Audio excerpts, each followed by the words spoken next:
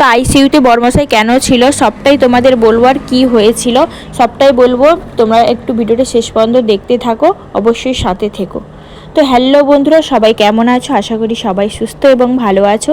তোমাদের আশীর্বাদে আমিও ভালো আছি। আমার বড়মশাই এখন অনেকটাই সুস্থ আছে। তো সবটাই তোমাদের বলবো কি হয়েছিল।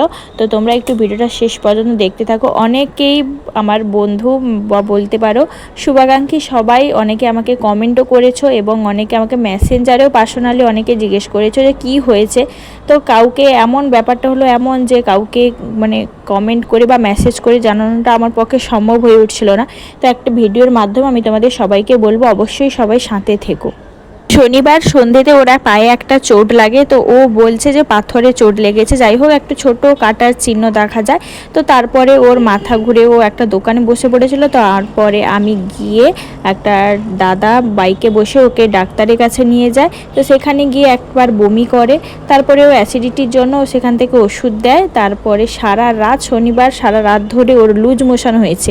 তো রবিবার সকালে যথারীতি আবার আমরা ডক্টরের কাছে গেছি যে ওই লুজ মোশন হয়েছে। তারপর ওই লুজ মোশনের জন্য 2 দিন পর পর ওষুধ খায়। তো লুজ মোশনটা কন্ট্রোলে আসার পর দেখা যায় পায়ে যেখানে চোট লেগেছিল পায়ের পাতাটা একদম ফুলে গেছে। তো রবিবার 2 দিন হয়ে যায়। তারপর মঙ্গলবার দিন সকালেও এক্সরে করে।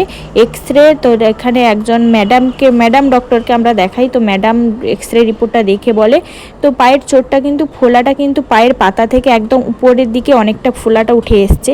তো বলছে এটা কিন্তু একদম ইনফেকশন হয়ে গেছে, ইমিডিয়েটলি একে তোমাকে অ্যাডমিট করতে হবে।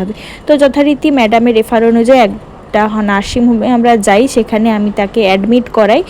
সেটা মঙ্গলবার দুপুর বিকেল 3টের দিকে আমরা যাই, সেখানে অ্যাডমিট হয়। তো এখানকার ডাক্তার মানে কোনো কিছু রিপোর্ট ছাড়া কোনো মুখের কথা শুনবে না। তো তারপর সেখানে অ্যাডমিট হওয়ার পরে মানে 5-6 রকম আরও বেশি ব্লাড টেস্টের বিভিন্ন ধরনের অনেক টেস্ট হয়।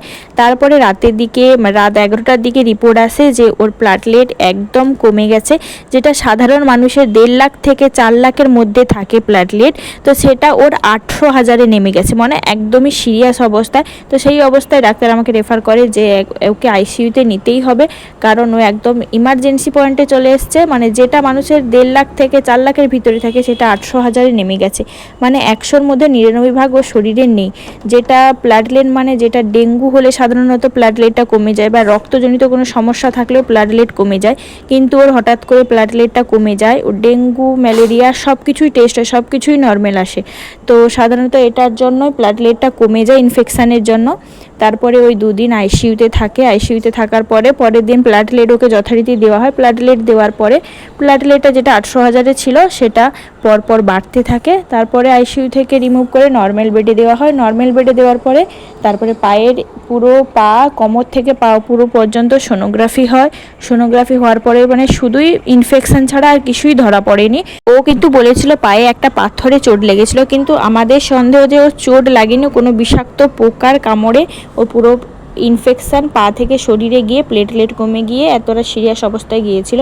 যাই হোক, এখন সুস্থ আছে তোমাদের ভালোবাসায়। আর ভিডিওটা কেমন লাগলো অবশ্যই কমেন্ট করে জানিও।